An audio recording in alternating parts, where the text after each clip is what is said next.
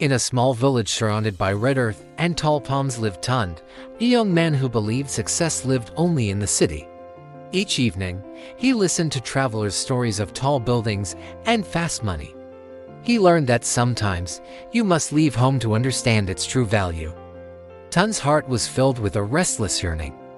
The village, once his whole world, now felt like a cage. The familiar rhythm of the drums, the scent of evening meals cooking, the laughter of children playing by the baobab tree, it all felt too small for his grand ambitions.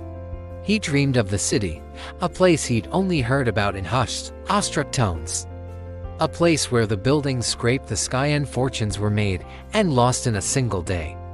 "I will go there," he announced one morning to his parents, his voice firm with the certainty of youth.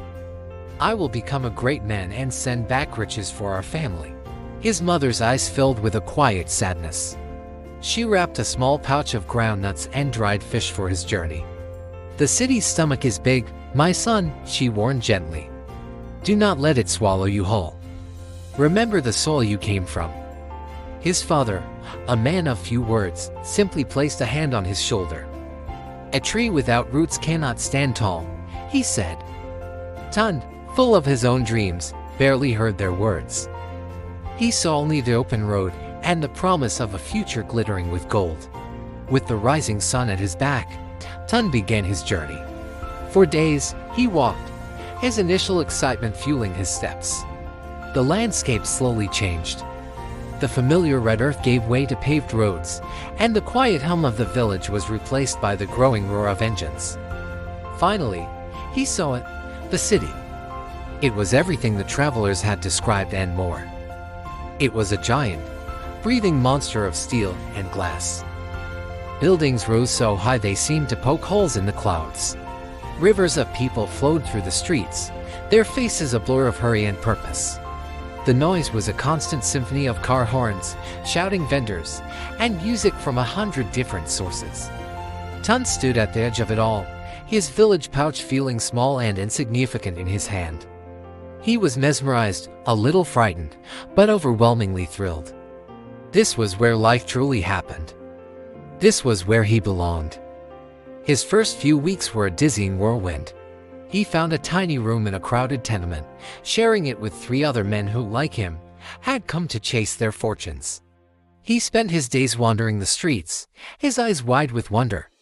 He saw men in sharp suits stepping out of shiny cars, women adorned with jewels, and shops overflowing with goods he could never have imagined. Success felt so close, he could almost taste it.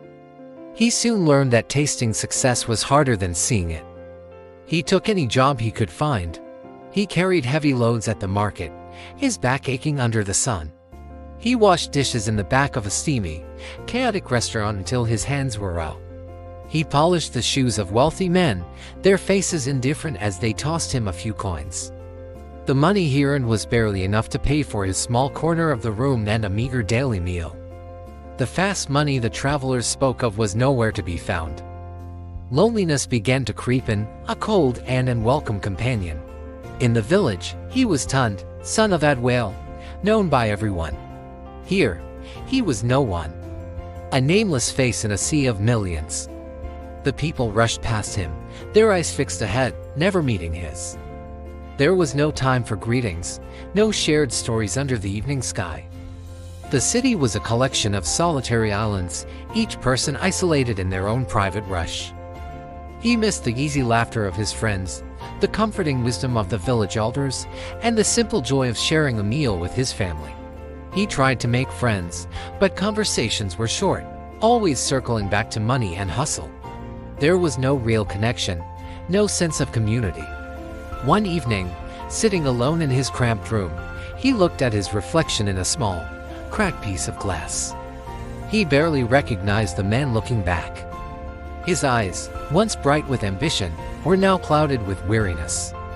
His shoulders were slumped, not just from the heavy loads he carried, but from the weight of his disappointment. He had come to the city to find success, but all he had found was hardship and a profound sense of being lost. He remembered his mother's words, "The city's stomach is big. Do not let it swallow you whole." He realized he was being consumed. The city wasn't just taking his energy, it was taking his spirit. He thought of his father's advice: a tree without roots cannot stand tall. He felt utterly rootless, a sapling tossed in a storm, unable to find purchase. What was success, really? Was it the shiny cars and fancy clothes? He had seen the men who owned them. Their faces were often etched with worry, their laughter loud but hollow. They were constantly chasing the next deal, the next promotion, never seeming to find peace. His mind drifted back to his village. He remembered the harvest festival, the entire community working together, singing as they brought in the yams. He remembered the feeling of satisfaction, a shared joy that was richer than any coin. He remembered his father, respected not for his wealth, but for his wisdom and fairness. He remembered his mother, her hands always busy, creating warmth and comfort for her family. They were happy. They were successful. A profound realization washed over him. Success wasn't a place you went to, it was something you built. It wasn't about what you owned, but what you contributed. It wasn't about standing out, but about standing together. The wealth he had been chasing was a phantom, an illusion. The real treasure was the one he had left behind: his community, his family, his roots. The next morning, Tunde packed his few belongings. He bought a bus ticket not with the riches he had dreamed of, but with the hard-earned money from his labor. The journey back was different. He wasn't running away from the village anymore, he was running towards it. With every mile that passed, the city's noise faded, and a quiet peace began to settle in his heart. When he finally saw the familiar red earth and the tall palms of his home, tears welled up in his eyes. He stepped off the bus, and the air smelled of home. Children playing nearby stopped and stared. Then a shout went up, "Tunde is back!" News of his return spread like wildfire. His parents ran to meet him, their faces a mixture of relief and love. His mother hugged him tightly, not asking about the riches he promised, but simply holding her son. His father placed a hand on his shoulder, a proud smile on his face. "Welcome home, my son," he said. "The tree has returned to its roots." Tunde was no longer the naive boy who had left. He was a man, humbled and wiser. He hadn't brought back gold, but he had brought back something far more valuable: experience and a new perspective.